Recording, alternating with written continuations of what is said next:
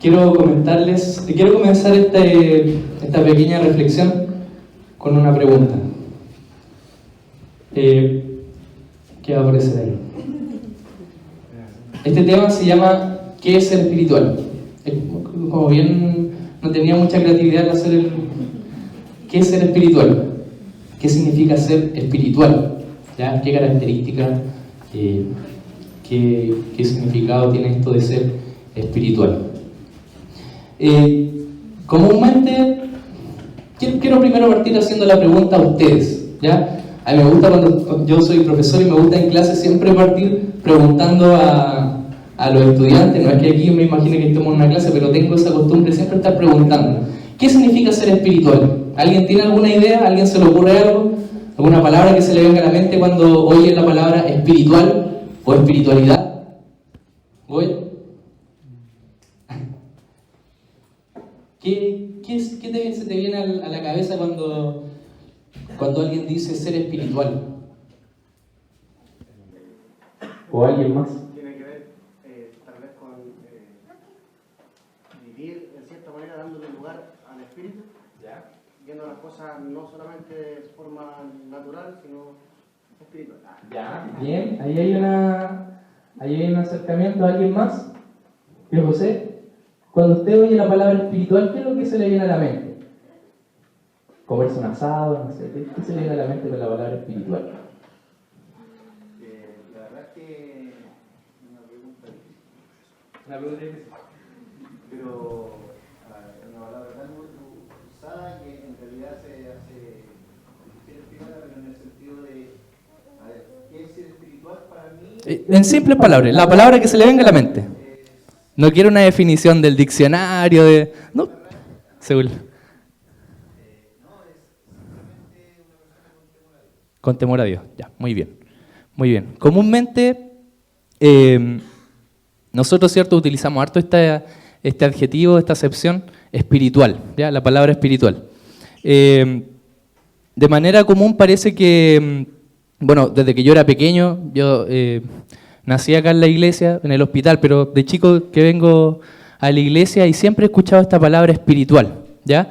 Pareciera que hay cosas que son espirituales y otras que no son espirituales, o lo que también se le llama carnales. ¿Se han fijado que a lo largo del Nuevo Testamento los escritores, ¿cierto?, los autores de los libros del Nuevo Testamento, Pablo, el apóstol Juan, ¿cierto?, hablan acerca de lo espiritual y lo carnal? ¿Se han dado cuenta? La carne y el espíritu, dos cosas que se contraponen, dos cosas opuestas, ¿cierto?, una dualidad. Y bueno, y como les contaba, yo siempre escuché de chico, ¿cierto?, esto de lo espiritual y lo carnal, y generalmente siempre se asociaba a actividades, ¿ya? O sea, habían actividades que eran espirituales y habían actividades que eran carnales o que no tenían que ver con lo espiritual. Por ejemplo, lo espiritual, ¿a qué asociamos siempre una actividad espiritual? Orar, leer la palabra, ayunar, hacer una vigilia, ¿cierto?, estar en comunión, adorar a Dios, ¿cierto?, tener un tiempo de intimidad. Asociamos, ¿cierto?, todas esas actividades a algo espiritual. ¿Y qué cosas nos predicar, ya? ¿Qué sería algo no espiritual o una actividad que no es espiritual? A ver, que comúnmente entendemos que no es espiritual. Comer, ya, comerse un asado, por ejemplo, totalmente carnal, ¿eh? ¿Qué otra cosa podría ser una actividad no espiritual? Jugar un partido de fútbol, ya, oye, ahí sí que no es espiritual, ¿eh? Hay algunos que se dan, ya. Entonces, hay una lista de actividades que uno comúnmente entiende como cosas espirituales y cosas carnales, ¿ya? Relacionamos siempre lo espiritual con algo interno, algo que tiene que ver con el espíritu, con el alma, y lo carnal con algo externo, con cosas que son con actividades físicas, con todo lo material, con todo lo que está afuera, ¿ya? Con todo lo que tiene que ver con el cuerpo también. Como les explicaba, ¿cierto?, a lo largo del Nuevo Testamento hay escritores que hablan de lo carnal y de lo espiritual. La carne y el espíritu, dos cosas que son incompatibles entre sí, que son opuestas.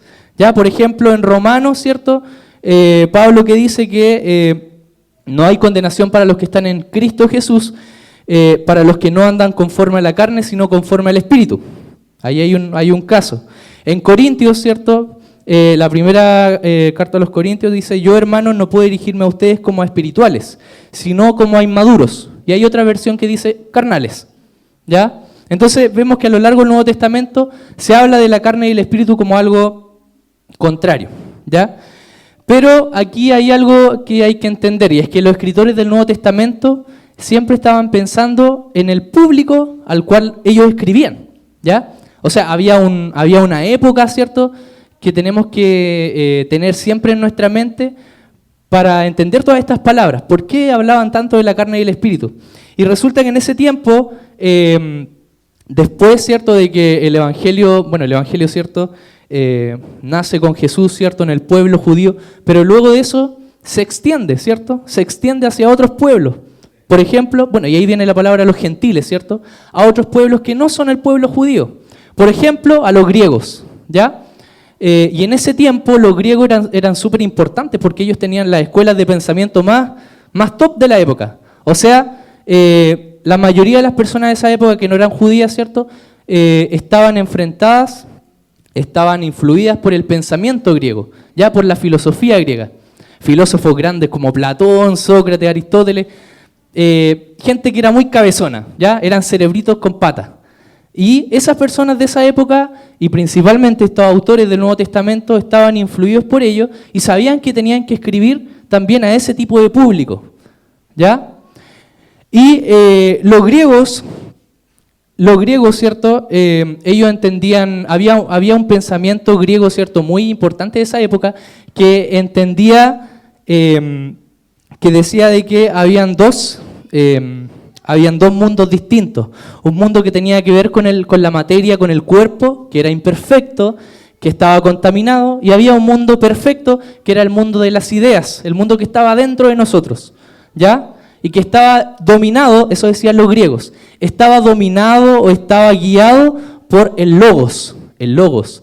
¿Qué es el logos? El logos para ellos era como una mente maestra, ¿cierto?, que había creado todo lo que existía, y es ella, ¿cierto?, la que estaba en el mundo de las ideas, en el mundo espiritual, en el mundo interno, ya en el mundo perfecto. Y todo lo que estaba afuera, repito, todo lo que estaba en lo físico, lo que percibimos con los sentidos, eran cosas imperfectas, cosas corruptas, ¿ya?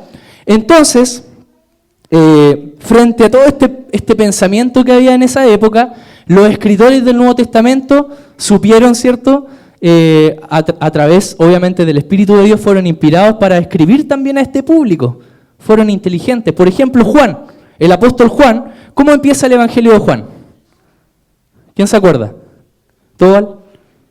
¿Cómo empieza? A ver. En el principio era el verbo, ¿cierto? Y el verbo estaba con Dios, o el verbo era con Dios, y el verbo era Dios. Y la palabra verbo es una palabra que en el griego significa logos. Entonces Juan lo que le estaba diciendo a los griegos de esa época, le estaba diciendo Jesús, le estaba presentando a Jesús como el logos, que ellos conocían, ¿cierto? Como el logos, pero el logos que se hizo hombre. Y que ya no está en ese mundo de la idea, ese mundo fuera, ¿cierto?, de este mundo carnal, sino que se había hecho carne, se había hecho humano, se había hecho hombre. Entonces, estos escritores estaban muy familiarizados con todos estos pensamientos de la época, con todos estos pensadores griegos. Y es por eso que a veces nosotros entendemos, a veces nosotros tenemos toda esta influencia de que lo carnal son cuestiones materiales, son cuestiones como actividades físicas, jugar a la pelota, comerse un asado, no sé, ¿qué otra actividad? Ir al cine. Y todo lo espiritual tiene que ver con lo que está dentro, en nuestro interior, en nuestra alma, en la interna, ¿cierto? ¿Ya? A veces asociamos lo espiritual y lo carnal como lo hacían los griegos, ¿ya? Pero resulta que para el texto bíblico, ser carnal tiene que ver con todos los valores que están orientados, o todos los valores que le dan la espalda a Dios. Eso es ser carnal. Y ser espiritual es ser guiado bajo la dirección del Espíritu, nada más que eso. Ser guiado bajo la dirección del Espíritu. O sea, ser carnal y espiritual tiene que ver más con una motivación que con un hacer, con una acción, ¿ya? Tiene que ver con una motivación más que con actividades. Por ejemplo, ¿ustedes sabían que orar también puede ser carnal? Si tenemos una motivación equivocada, que no está alineada con el Espíritu de Dios, el orar fácilmente puede ser una oración carnal. Si yo estoy orando de manera egoísta, para satisfacer mis deseos, para pedirle a Dios, poco menos como un genio de la botella, que se mueva, ¿cierto? Que mueva, no sé, estoy en una fila, Señor, por favor, que se mueran todos los que están adelante para poder avanzar rápido. Puede ser una oración carnal. No, estoy exagerando, pero yo nunca he orado así. Como también hay actividades que nosotros asociamos a que son carnales, pero también pueden ser espirituales. ¿Por qué jugar a la pelota no puede ser espiritual? Claro que sin pegarnos las patadas que nos pegamos siempre. Pero también no tiene que ver con una actividad, sino que tiene que ver con una motivación. Y tampoco tiene que ver con el lugar. O sea, no es que vengamos acá y en la puerta, ¿cierto? Hay un papel que dice ingresar solamente espirituales. Entonces tú entras a la puerta y te transformas. No es así. ¿Ya? No tiene que ver ni con el lugar ni con las actividades, tiene que ver con la motivación. Cuando una motivación está bajo el Espíritu de Dios, es una actividad espiritual. Somos espirituales. Depende entonces de la motivación. Me gustaría que leyéramos Gálatas capítulo 6, versículo del 1 al 10. Quiero compartir este texto que nos da algunas orientaciones acerca de qué es ser espiritual. ¿Ya? Ya sabemos, ¿cierto?, que espiritual es guiarse bajo el Espíritu de Dios, ser guiado, ser orientado mediante el Espíritu de Dios. Vamos a leer entonces este pasaje que nos va a dar algunas luces acerca de qué significa ser espiritual. Dice de la siguiente manera: hermanos, si alguien es sorprendido en pecado, ustedes que son espirituales, ahí lo está diciendo, ustedes que son espirituales, deben restaurarlo con una actitud humilde. Pero cuídese cada uno, porque también puede ser tentado.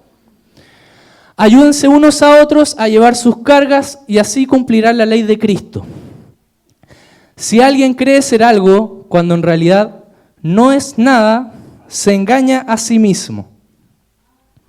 Cada cual examine su propia conducta. Y si tiene algo de qué presumir, que no se compare con nadie. Que cada uno cargue con su propia responsabilidad. El que recibe instrucción en la palabra de Dios, comparta todo lo bueno con quien le enseña. No se engañen, de Dios nadie se burla. Cada uno cosecha lo que siembra. El que siembra para agradar a su naturaleza pecaminosa, de esa misma naturaleza cosechará destrucción. El que siembra para agradar al Espíritu, del Espíritu cosechará vida eterna. No nos cansemos de hacer el bien, porque a su debido tiempo cosecharemos si no nos damos por vencidos. Por lo tanto, siempre que tengamos la oportunidad, hagamos bien a todos y en especial a los de la familia de la fe. Entonces, vemos en este pequeño texto que comienza con esta palabra: ustedes que son espirituales. Pablo, ¿cierto?, le envía esta carta a la iglesia que está en Galacia, ¿cierto? Y da orientaciones prácticas, es muy práctico, ¿cierto?, acerca de qué significa ser espiritual. Lo primero que está aclarando, ¿qué son acciones o hechos o conductas de esta verdadera espiritualidad, la espiritualidad bíblica? Hermanos, si alguien es sorprendido en pecado, ustedes que son espirituales deben restaurarlos con una actitud humilde. O sea, seamos agentes de restauración. Cuando alguien es sorprendido en pecado, fíjense lo que dice ahí, ni siquiera dice cuando alguien pecó y después se acercó a ti y te pidió perdón y te dijo, pucha, la embarré. No, alguien es sorprendido. O sea, imagínense el peor escándalo de la semana. SQP. El peor escándalo. Cuando alguien es sorprendido en pecado, ¿qué tenemos que hacer? La actitud es ser un agente de restauración. Restaurarlo con una actitud humilde. En otra versión dice con un espíritu de mansedumbre. Con una actitud de mansedumbre. Ahí hay un dicho un refrán, un dicho muy común que dice: no hagamos leña del árbol caído. ¿Ya? No hagamos leña del árbol caído. Si alguien falló, si alguien se equivocó, si alguien fracasó en algún proyecto que tenía, relacionado, por ejemplo, a la fe o a cualquier otro, restaurémoslo. Tengamos esa actitud. Eso es ser espiritual. No hagamos leña del árbol caído. Restauremos con espíritu de mansedumbre. Paremos con el cagüín. Es algo que es difícil. Es difícil. Yo creo que aquí todos hemos cagüineado alguna vez. Es un problema de la iglesia, el cagüineo, el cotorreo. Pero tenemos que ser espirituales. Con eso, en esa actitud práctica, dejar el cagüineo. Cuando alguien cae en pecado, seamos los primeros en estar ahí, no para cagüinear, no para hacerlo el escándalo de la semana, para publicar una selfie aquí con él. No, para restaurar. Un agente de restauración. Jesús llamó a pecadores, no llamó a justos. Así que el que se crea ser justo, este no es el lugar. Pero cuídese cada uno, porque también puede ser tentado. O sea, cuando nosotros veamos a otra persona que se ha equivocado, seamos conscientes que nosotros también nos hemos equivocado, también hemos fracasado, ¿ya? No nos ensalcemos, ¿cierto? No nos coloquemos en un podio de la superioridad moral. No es así. Todos nos hemos fracasado, todos nos hemos equivocado. Por lo tanto, tengamos esta actitud de humildad, de mansedumbre, de compasión, como lo fue Jesús. Cuando alguien ha caído, cuando alguien se ha equivocado. Ayúdense unos a otros a llevar sus cargas. Que nuestras relaciones interpersonales sean de una preocupación activa. ¿Ya? De una preocupación activa, no de una preocupación solamente que queda en la apariencia, que queda en el saludo, que sea una preocupación activa. Nuestra sociedad hoy día es bastante individualista, es bastante egoísta, es una sociedad en donde no hay mucha comunicación. De hecho, se han fijado que hoy día las familias es como que, bueno, uno mismo de repente le pasa, estamos en la mesa tomando once y nos comunicamos a través de la red social. ¿Sí o no? Ya ni se conversa, no hay mucha comunicación. Y eso no pasa solamente en la familia, o sea, también puede pasar en la familia de Dios, en la iglesia, cuando no hay comunicación. Dice que nuestras relaciones estén llenas de preocupación activa del otro. Tenemos que crear espacios de confianza, espacios de comunicación efectiva. ¿Qué quiere decir esto? Que hablemos de todos los temas. Que no nos restringamos en hablar de temas que a veces para nosotros son tabú.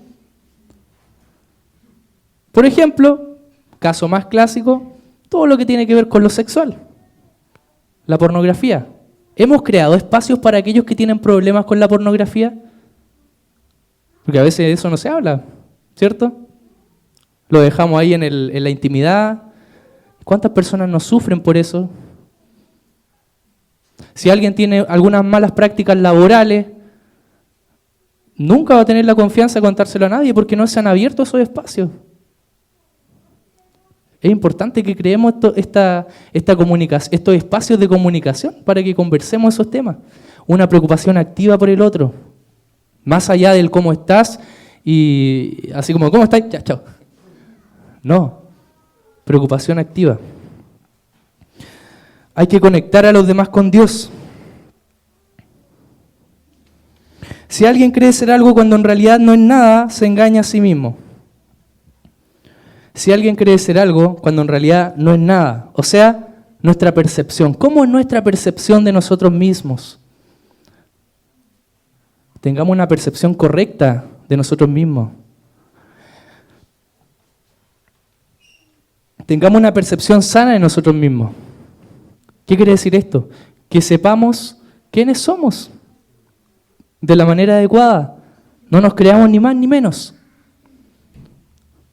Si alguien cree ser algo cuando no lo es, cuando en realidad no lo es, se engaña a sí mismos. ¿Se han fijado que a veces hay personas, hasta a veces a uno le pasa, que se creen, como se dice vulgarmente, como el hoyo del queque, así como que llegó él? ¿Ah? Tengamos una correcta percepción de nosotros mismos. Hay una parábola que está en Lucas 18, en donde está Jesús, ¿cierto? Que está hablando, confrontando a unos fariseos que lo miraban en menos, y cuenta esta parábola de dos personajes, dos hombres que van al templo a orar. Y hay uno que era fariseo y el otro recaudador de impuestos, ¿ya? El recaudador de impuestos, ¿cierto? En esa época era bastante odiado, era considerado como un traidor por el pueblo judío, ¿ya? Y vemos que en esta parábola estaba el fariseo y dice el relato que se puso a orar consigo mismo. Oh Dios, te doy gracias porque no soy como otro hombre, no soy como los ladrones, los malhechores, los adúlteros, ni mucho menos como este recaudador de impuestos. Ayuno 2 veces a la semana y doy la 10ª parte de todo lo que recibo. Y por el otro lado estaba el recaudador de impuestos que se había quedado a cierta distancia. Ni siquiera se atrevía a alzar la vista al cielo para orar, sino que se golpeaba el pecho y decía, oh Dios, ten compasión de mí, que soy un pecador. Y el relato dice que, ¿quién fue el aceptado por Dios? ¿El fariseo? No, el recaudador. El fariseo, ¿qué es lo que estaba haciendo? Estaba orando consigo mismo, estaba presentando solamente su currículum vitae, sus credenciales a Dios. Eso es lo que estaba haciendo. Señor, yo que hago esto, yo que hago lo otro. De hecho, en ese tiempo hay muchos fariseos que ayunaban no por obligación, ayunaban porque querían hacerse ver como los superiores, ¿cierto? Como aquellos que estaban sufriendo con ese ayuno. De hecho, había muchos fariseos que salían justamente los días que se le llaman los días de mercado, cuando más se acumulaba la gente, ¿cierto? Cuando estaba lleno el pueblo, ¿cierto? Ahí salían los fariseos para ayunar. Y algunos se ensuciaban, ¿cierto? Todo para parecer, ¿cierto?, que estaban sufriendo con ese ayuno. Y por el otro lado, vemos a este recaudador de impuestos. Y dice que este recaudador tiene otra actitud. Tiene una percepción sana de sí mismo. Él sabe que él es pecador. Él sabe que él es pecador. Ningún orgulloso puede orar, ni nadie que desprecie a sus semejantes. La pregunta que debía hacerse el fariseo es, ¿soy tan bueno yo como Dios? Y es la pregunta que él no se hacía. Tengamos cuidado con nuestra percepción, porque también es parte de nuestra espiritualidad, de ser espirituales. ¿Sí o no? Que cada uno cargue con su propia responsabilidad. Si nos va mal en algo, no le carguemos la mata a los demás. No le carguemos la mata a Dios o al diablo, que también es muy común. Seamos responsables. Que cada uno cargue con su propia responsabilidad. Hagámonos responsables de nuestras acciones. Si somos pésimos para organizar el tiempo, si somos pésimos, para estudiar a los que estamos estudiando, tenemos que ser realistas. Pablo está diciendo aquí algo súper concreto, seamos responsables. Seamos responsables. Carguemos con nuestra responsabilidad. El que recibe instrucción en la palabra de Dios comparta todo lo bueno con quien le enseña. Cada uno cosecha lo que siembra. Seamos consecuentes con nuestros actos.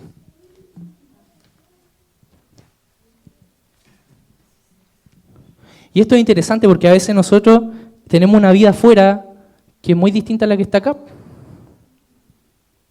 Tenemos una doble vida, somos agentes secretos.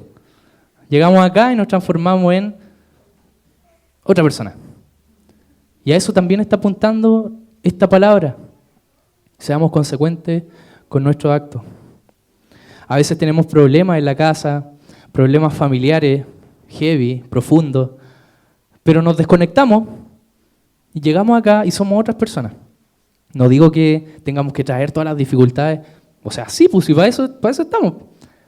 Pero hay veces en que no somos responsables, no arreglamos nuestros problemas que tenemos en la casa, en el trabajo, en el colegio, no arreglamos esos problemas y le echamos la culpa a Dios o le echamos la culpa al diablo, al enemigo. Siempre lo cargamos con todas las responsabilidades que a veces son nuestras. ¿Sí o no? Seamos responsables. Hay una analogía, hay una comparación que es súper interesante, que no es mía, yo la traje por ahí, y me gustaría compartírsela a ustedes. Y describe 3 tipos de espiritualidad. 3 tipos de espiritualidad. Estos 3 tipos de espiritualidad están representados en animales, ¿ya? Así que no se sientan ofendidos, no es que le esté diciendo a ustedes que son animales, ¿no? Vamos a ver 3 tipos de espiritualidad. ¿Ya? La primera, la espiritualidad gallo. La espiritualidad gallo. El gallo, ¿cierto? Es un animal bien particular, porque el gallo es un ave, pero no vuela. Tiene alas, pero no vuela. Solo comparte con gallinas. ¿Ustedes han visto alguna vez cuando colocan a un gallo en un gallinero donde ya hay otro gallo? ¿Qué es lo que pasa? Pelean, ¿cierto? No puede haber 2 gallos en el mismo gallinero. Lo primero, tienen alas pero no vuelan. El primer tipo de espiritualidad que me gustaría caracterizar es el siguiente. Esta espiritualidad gallo son aquellos que tienen mucho conocimiento. No tienen un cerebro, tienen 4 cerebros dentro. Por eso son un gallo. Los gallos tienen una cresta. O sea, pareciera que el cerebro es tal que se le salió para arriba, ¿cierto? Esta espiritualidad gallo son aquellos que tienen mucho conocimiento, ¿ya? Pero que ese conocimiento no lo usan para servir. Lo usan para levantarse sobre los demás. Este es un tipo de espiritualidad. Estos gallos, ¿cierto? Tienen dones, tienen regalos de Dios, pero los usan para lucirse, para jactarse. Y eso en toda la área, ¿eh? Por ejemplo, con un título universitario puede ser. Aquí vengo yo, y aquí está mi currículum adelante. Están obsesionados con la apariencia, con la imagen, y todo este conocimiento que lo podrían usar para acercar a los demás, ¿qué es lo que hacen? Los alejan, generan una distancia. Estos gallos solo comparten con gallinas. Esta espiritualidad gallo son aquellos que solamente comparten con aquellos que le llevan el amén a todo. O sea, no pueden haber 2 gallos en un mismo gallinero. Hay cristianos que se creen dueños de toda la verdad, que no escuchan, no tienen esa característica de escuchar, y que se creen dueños de la verdad, como si la verdad fuera un objeto. Pero la verdad no es un objeto, la verdad es una persona, y es Jesús. Hay gallos, ¿cierto? Otra característica de esta espiritualidad gallo es que se sienten el reloj de Dios. ¿Se han fijado que los gallos, ¿cómo se llama? Cantan a la hora que a ellos les parezca? Han estado en el campo, ¿cierto? ¿O son todos de acá, de la ciudad? El gallo canta cuando quiere, cuando se le da, ¿cierto?, la gana. A las 5, 4 y media de la mañana puede haber un gallo que se le ocurra despertar a todos los que están ahí. Cantan cuando quieren. Se sienten el reloj de Dios. Esta espiritualidad gallo son aquellos que saben todo, tienen todo ese conocimiento en la cabeza, pero tienen muy poca capacidad para vivir esa fe. Muchos de nosotros caemos en la tentación de reducir toda la fe a un par de creencias, una suerte así como de un libro nomás. Pero no viven esa fe. Les gusta mostrarse, ¿cierto? Y como dije, les gusta hacer alarde de sus dones, pero no para servir. Hay un caso de un sujeto que tenía esta espiritualidad que está en la 3ª carta de Juan, y que es un tipo que se llamaba Diótrefes. Bonito el nombre, ¿eh? De hecho, yo a mi hijo estaba pensando colocarle Diótrefes. Diótrefes. Dice de la siguiente manera, la 3ª carta de Juan. Le escribí algunas líneas, 3ª carta de Juan 9. Le escribí algunas líneas a la iglesia, pero Diótrefes, a quien le encanta ser el primero entre ellos, no nos acepta. Por eso, si voy, no dejaré de reprocharle su comportamiento, ya que con palabras malintencionadas habla contra nosotros solo por hablar.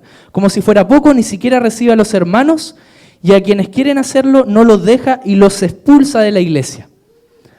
¿A quién estaba hablando aquí a Juan? Le mandaba esta carta a Gallo. No tiene nada que ver con el Gallo del que estamos hablando, a Gallo con Y, ¿ya? Gallo era un dirigente Diótrefes era un dirigente, un líder en esa iglesia donde estaba Gayo. Pero, ¿qué pasó con este líder? Abusó del cargo. No recibía a los misioneros que llegaban desde Éfeso, a los que venían a su iglesia, no los recibía. ¿Qué es lo que dice el texto? Que los amenazaba con echarlos, con expulsarlos. Este Diótrefes tenía una espiritualidad Gayo. No hay nadie que podía, ¿cierto?, meterse en su gallinero, ¿ya? Estas son mis gallinas. Me acuerdo de un estudiante que tengo yo en el colegio, que es un chico es de sexto, y este chico es seco, es un capo, es Mateo, se saca puros 7. De hecho, yo de repente, yo ni le entrego la prueba, yo le digo, ya, un 7 no. No vale la pena, ¿para qué? ¿Para qué? Y este chico es así, tiene esta actitud. ¿Qué es lo que pasa? Él siempre cuando yo hago algún tipo de ejercicio en la pizarra, fijo, él levanta la mano y se jacta frente a todos los compañeros. O sea, en el momento que él se para del puesto, él como que se demora 1 hora en llegar a la pizarra para hacer alarde. Aquí voy yo, aquí voy yo, aquí voy yo. Ya, profe, dígamelo nomás. Y es un niño, ¿ah? Pero el problema es cuando es un adulto, una persona madura, y cuando ocurre dentro de nuestra iglesia. Tengamos cuidado de no tener esta espiritualidad gallo. Aquellos que se van al extremo, ¿cierto?, del conocimiento, pero dejan de vivir la fe.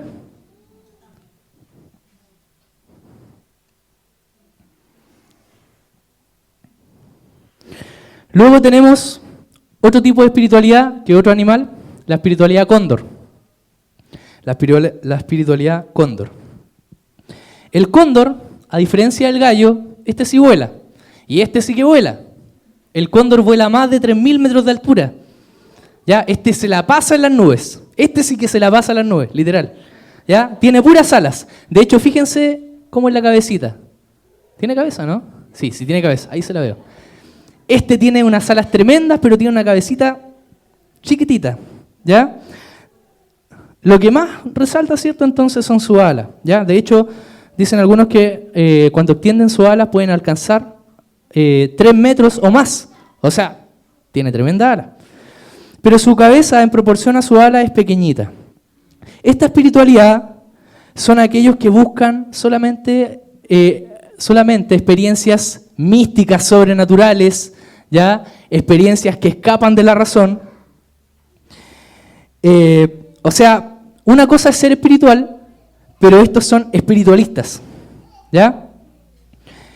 Estos hermanos viven en las nubes y buscan comúnmente emociones fuertes que puedan provocar cambios rápidos, crecimiento rápido en su vida, pero se olvidan de su realidad cotidiana, se olvidan del suelo, de la tierra, de la realidad.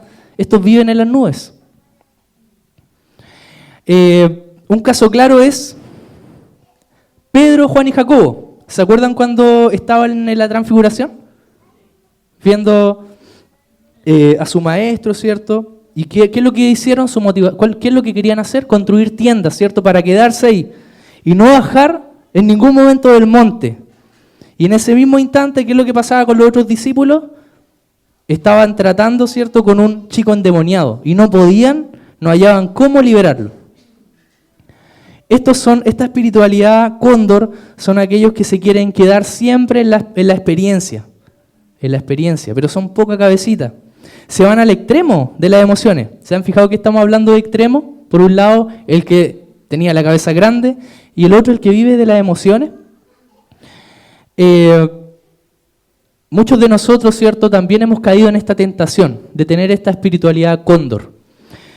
No asumimos problemas reales, no asumimos nuestras responsabilidades, nos desconectamos de los demás, nos desconectamos de los problemas de los demás. Es muy común escucharlos hablar en contra de la razón, en contra de la persona que le gusta pensar, porque para ellos, ¿qué es lo que equivale? Equivale a apagar el espíritu, ¿ya? A ellos les gusta estar en el fuego. Es por eso que para ellos lo primordial es tener alas gigantescas, pero una cabeza pequeñita. El modelo más espiritual de predicador, según el cóndor, no es el que interpreta bien la palabra, no es el que tiene una buena comunión con Dios, es aquel que tiene actitudes, por ejemplo, el que llora, el que es más carismático, el que grita más fuerte, el que se viste mejor, no sé. Esos son los predicadores atractivos, ¿cierto? Para el que tiene la espiritualidad cóndor.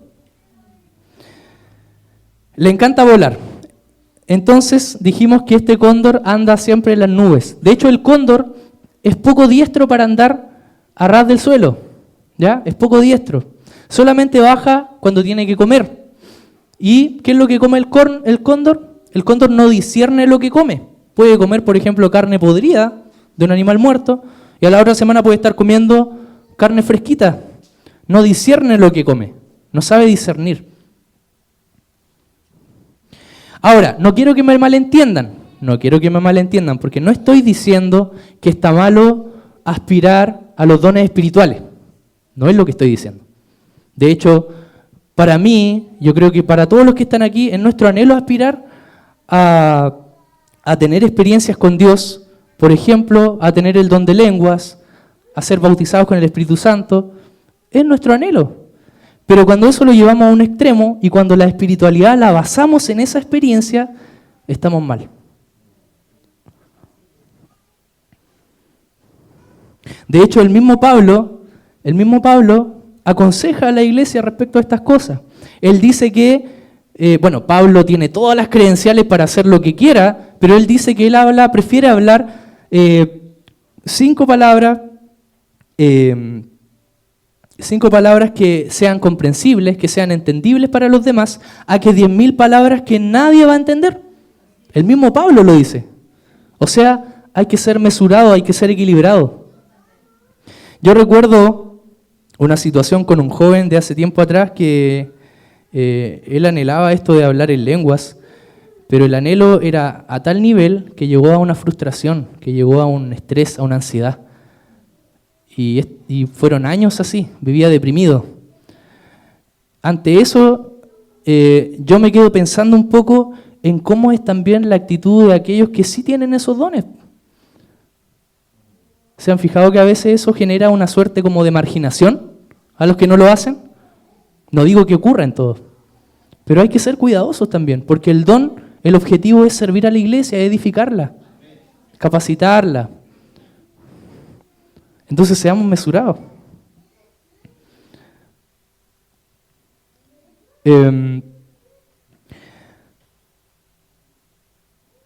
Este cóndor dijimos que solamente baja a ras de suelo cuando quiere comer. Se junta solo cuando hay comida y no comparte a menos que haya un beneficio individualista, algo que le reporte un beneficio. O sea, al hermano cóndor, al hermano con espiritualidad cóndor, le gusta la comunidad, pero no le gusta la comunión. Por ejemplo, es muy dado a compartir en los congresos, en las confraternidades, en las vigilias, pero no está muy dispuesto a crear relaciones duraderas, a crear relaciones interpersonales, a hacer amistades. A este le gusta solamente compartir cuando están en la gloria, cuando están en la nube. Es propio de la espiritualidad cóndor.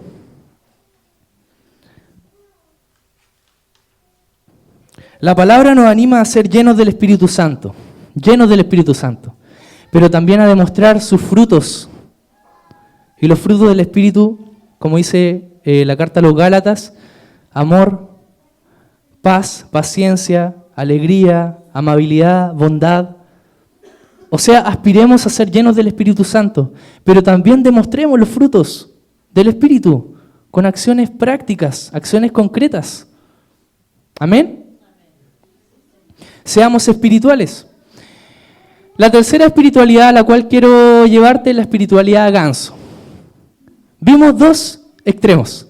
El cóndor, el gallo, ¿cierto? El primero, el gallo, que tenía una cabeza tremenda, ya tenía 1 tonelada de cerebro, y el cóndor, el que tenía la cabeza pequeñita y le gustaba la emoción, le gustaba la emotividad. Fundaba su espiritualidad en eso. Y por último tenemos a los gansos. El ganso es un ave a todo terreno. ¿A qué se refiere a todo terreno? Se les ve en todos lados. Están en la tierra, caminando en la playa, y al otro día están volando. Están haciendo sus viajes, ¿cierto?, migratorios a otros países. El ganso, es un ave que está en todos lados. son amistosos porque no tan solo comparten con aves de su misma especie, comparten con todo tipo de aves, son muy abiertos, son muy tolerantes. Cuando vuelan lo hacen en conjunto, en comunidad. Vuelan, ¿cierto? Los gansos vuelan en una forma que se llama en delta, como una ave corta, ¿cierto? ¿Ya? Vuelan en comunidades. Pueden recorrer grandes distancias, ¿cierto? Más rápido que la misma distancia, ¿cierto? Si lo hubieran hecho de manera individual. ¿Ya? Vuelan en comunidades y llegan a grandes distancias. Cuando uno de ellos cae herido, cuando uno de estos gansos cae herido, hay dos gansos que automáticamente salen del grupo, ¿cierto? Del grupito, y van a acompañar a este ganso que está en el suelo, que está herido. Y lo acompañan hasta que el ganso se recupere o hasta que muera. Lo acompañan, están ahí al ladito. Y cuando un ganso, cuando el ganso, por ejemplo, que está, vemos esta formación en B, ¿cierto?, que traen los gansos, el ganso que está en el ángulo, ¿cierto?, que es el que va haciendo la mayor fuerza, ¿ya?, contra el viento, porque los que están al lado van planeando, ¿ya? Este ganso obviamente se va a cansar en algún momento. ¿Y qué es lo que hace cuando se cansa? Hacen un intercambio espectacular, hacen un intercambio y los gansos que están atrás más descansados toman su lugar. O sea, se reparten las tareas. Una espiritualidad ganso. Cuando hablo de esta ave, yo, la primera persona que se me viene a la mente de la Biblia es Pablo. Pablo era un ganso. No era un ganso, pero tenía una espiritualidad ganso. Pablo tenía una espiritualidad ganso. Era inteligente, era capo el gallo, o sea, era seco, ¿ya? Ese sí que se la había estudiado toda. Podía hablar con todo tipo de personas. Hablaba con los judíos, ¿ya? Pero al mismo tiempo después podía estar hablando con un filósofo griego, así como otra cuestión totalmente distinta, ¿ya? Hablaba con todo tipo de personas. Y además, Pablo sabía de todo. Conocía, por ejemplo, cómo pensaban los griegos. De hecho, hay un pasaje, ¿cierto?, en donde Pablo está en Atenas, que es en la ciudad, ¿cierto?, en ese tiempo en donde estaban los pensadores griegos, donde la filosofía griega se centraba en esa ciudad. Y Pablo, ¿qué es lo que hizo? Utilizó a una deidad, un dios, ¿cierto?, que tenían ahí los griegos, que decía al dios no conocido, ¿ya? Y Pablo les dijo a ellos, a ese dios que dice ahí, al dios no conocido, a ese yo se los vengo a presentar a ustedes. O sea, utilizaba los mismos recursos que él encontraba a su alrededor para poder predicar a Jesús. Capo Pablo. Era un ganso. Este hombre sí que sabía de visiones extraordinarias. O sea, tuvo experiencias sobrenaturales, ¿ya? Más que cualquiera de todos aquí juntos, ¿cierto? Pablo sí que había pasado por vivencias extraordinarias. Pero no la ocupó como publicidad. No la ocupó como marketing para atraer a otra gente o para distanciar a gente. De hecho, él mismo aconsejaba de cómo ser sabios para ocupar los dones espirituales. Él mismo aconsejaba y lo decía con autoridad. También Pablo pudo sanar enfermos por obra sobrenatural de Dios, ¿ya? Pudo hacer milagros. Pero cuando el Señor no le permitió esa bendición, él aconsejó otro tipo de cosas. Por ejemplo, cuando vamos a 1 Timoteo 5:23, dice, 1 Timoteo 5:23 dice, no sigas bebiendo solo agua, toma también un poco de vino a causa de tu mal estómago y tus frecuentes enfermedades. Aquí no es que Pablo esté diciéndole, tómate un... Lo que pasa es que en ese tiempo el agua no era potable, no era como la conocemos hoy día. Entonces, esta persona a la que, Pablo estaba hablando, ¿cierto? Estaba enferma, ¿cierto? Y no podía tomar agua y le recomendó tomar un poco de vino por un tema de salud, un tema saludable. O sea, es como, si eso lo trasladamos al presente, es como si yo le dijera a alguien, mira, vamos a orar, pero también tenéis que ceñirte a lo que te dice el médico. Tenéis que hacerte tu tratamiento. O sea, no desconozcamos la ciencia, no desconozcamos la medicina. Seamos responsables. No nos vayamos al extremo de decir, no, yo no voy a ir al médico porque yo sé que Dios me va a sanar. Y estoy así como con 50 de fiebre. No, seamos responsables. ¿Ya? Seamos como Pablo, seamos un ganso. Seamos sabios. Tenemos que buscar un equilibrio en nuestra vida. Tenemos que saber compartir con quien no piensa igual a mí. Una espiritualidad ganso. El ganso dijimos que compartía con todo tipo de aves. No era como el cóndor, no era como el gallo, que el gallo solamente podía estar ahí con su gallina y se venía otro que amenazaba su poder, se volvía loco. Este ganso no, seamos gansos. Tengamos ese tipo de espiritualidad. Debemos saber trabajar en equipo, como estos gansos. Sobrellevar unos las cargas de los otros. Y estar dispuestos a lavar los pies del hermano que se ha caído, del hermano que ha fracasado. Porque los pies siempre se vuelven a ensuciar. Y los de nosotros también. Como leímos en el texto al principio, ¿cierto? Vivamos con este tipo de espiritualidad, una espiritualidad práctica, no una espiritualidad desconectada. Es más importante que lleguemos más lejos, ¿cierto?, a que lleguemos más rápido. Seamos como estos gansos. Tengamos esta actitud, una actitud ganso. Así que los invito a cantarle a nuestro Dios ganso. No. Seamos gansos. Tengamos esta espiritualidad.